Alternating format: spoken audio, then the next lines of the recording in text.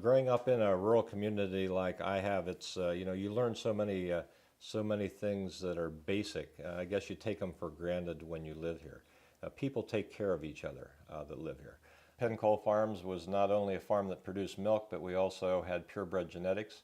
We worked internationally marketing frozen embryos and bulls and heifers that went sold all over the globe. I enjoyed growing up here on this dairy farm. It's where I was born and raised.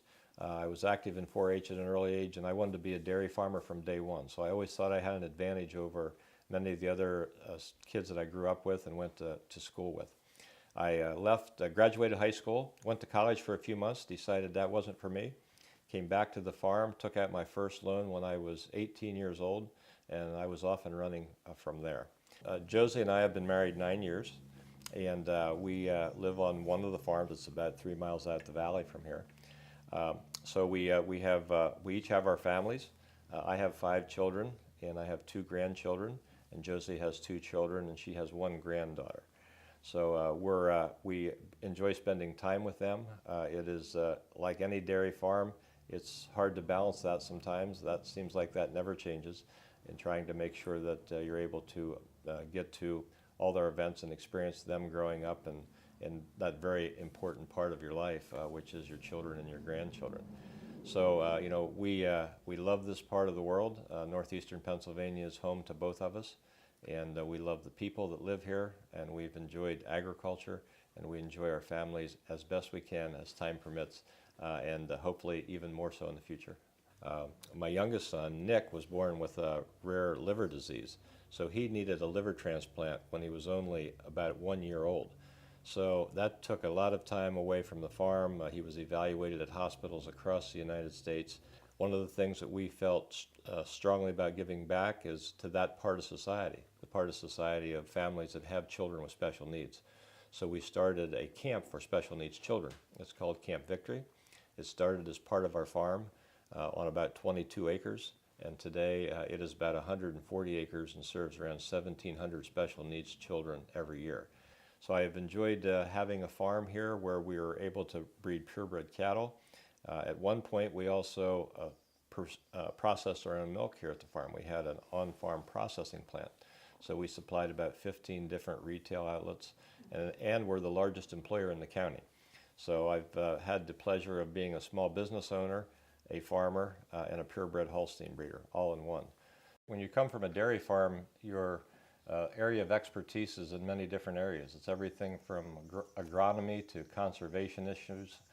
Animal welfare issues are important, and as well as just being a good business manager, like a small business owner.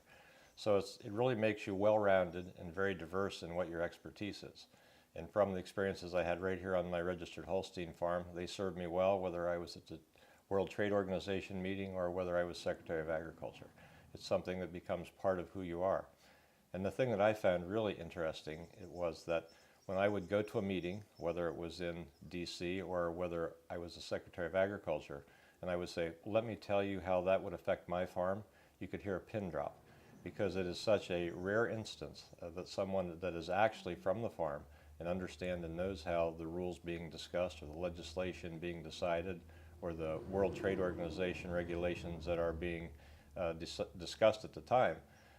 Not often can people actually be at the table saying, let me tell you how that really affects the people that are on the grounds at the grassroots level, taking care of cattle and exporting embryos and or trying to do a good job taking care of your farm and your community. So that's basically who I am. I was able to step out of my role at the farm in going to the World Trade Organization to be appointed as a member of the Agriculture Advisory Committee. Was on that for about 8 years, and then Governor Rendell appointed me to be his Secretary of Agriculture in 2003.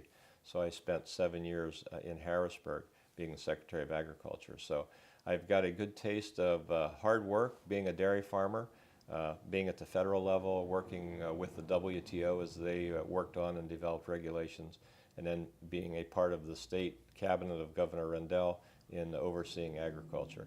It's been a great ride, and I'm looking forward to one more chapter in the book, and that's being able to represent the people of the 9th Congressional District as a member of Congress. I think in looking at Congress, there's 2 things that I think would be very important to me, and I would have the expertise for, as well as they are important to this 9th Congressional District.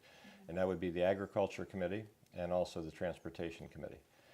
When we're looking at agriculture, of course, the Farm Bill is a big issue, and having people that understand agriculture and having that voice at the table as important issues like the Farm Bill is being decided is critical to the dairy farmers, the crop farmers, anyone that's in production agriculture. Because understanding how important crop insurance is, understanding how important the dairy program is, and what we need to do to make sure that those programs properly address the needs of that part of agriculture is something that I can bring to the table. One would be international markets, making sure that like the MAP program is fully funded and that we can expand our global trade. That is extremely critical to agriculture in the United States because 25% of our agriculture products here are exported. So making sure that we're always looking at and taking advantage of new markets as they unfold is critical. Making sure that there's a good safety net program for farmers, whether it is crop insurance or whether it is simply the dairy protection program or updating the federal milk marketing order system. That is extremely important. And then there's other important issues that affect many people, like the SNAP program, the food assistance program, making sure that is efficiently and effectively administered because there is many people in this district that are nutritionally at risk. Those programs really help them and they're significant. They can improve the quality of life significantly for that part of society. One of the things that we need to do is make sure that as the Farm Bill is being debated, that federal dairy policy is looked at and brought up to date. It is out of date. Issues like do we still need 4 classes of milk? Should we use the product price formula or should we use some kind of a competitive pay mechanism to establish the price of milk? Many things have changed since the Farm Bill was written where these changes were made. So that's essential to the dairy industry. And of course, everything from crop insurance to the margin protection program and making it more user-friendly, they will all be critical to the dairy farmers going forward so that we have a fair and equitable system to price our milk, as well as we have some kind of a safety net that keeps particularly our smaller dairy farmers, from falling through the cracks when we have this very cyclical cycle of pricing that we have seen in the last few years. I just don't think supply management is probably going to work here in the United States. I think realistically, I understand the benefits of it, and I know how Canada has been able to use that program, and it's really kept their dairy farmers afloat, and it's accepted quite well by the consuming public up there. As the United States is looking at being able to supply the growing global population, as we look at everywhere from the Far East to Asia, it's almost limitless. Where our opportunities are going forward. I don't think that supply management fits into our discussion. Having said that, I do think that it's a good idea to put a safety net in place that specifically helps the smaller farms.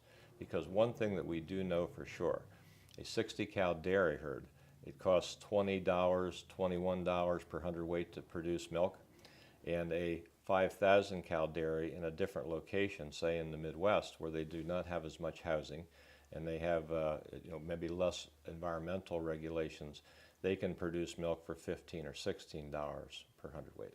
So there's a huge disparity between the two. And I think a safety net that deals with maybe the first 150 million pounds of milk at a higher level makes a lot of sense. And you could certainly justify it from the standpoint of cost of production. You could justify it from the standpoint of how important the 60-cow dairy herd is for the rural economy here in Pennsylvania. And you could also use it as a homeland security issue, that it's better to have many 60-cow herds than one 5,000 or 6,000 cow herd in case there was an act of terrorism that would affect that part of our industry. So I think when you add those three together, it makes sense to look at what we can do to put an effective safety net in place, but I don't think supply management is something that's going to work here in the United States. Well, I think there's been some studies that have been completed to see what the dairy processing capacity is for the Commonwealth of Pennsylvania, and there's some opportunities there. There's some opportunities to both upgrade some of the facilities that we have and also expand some of the facilities into manufactured products.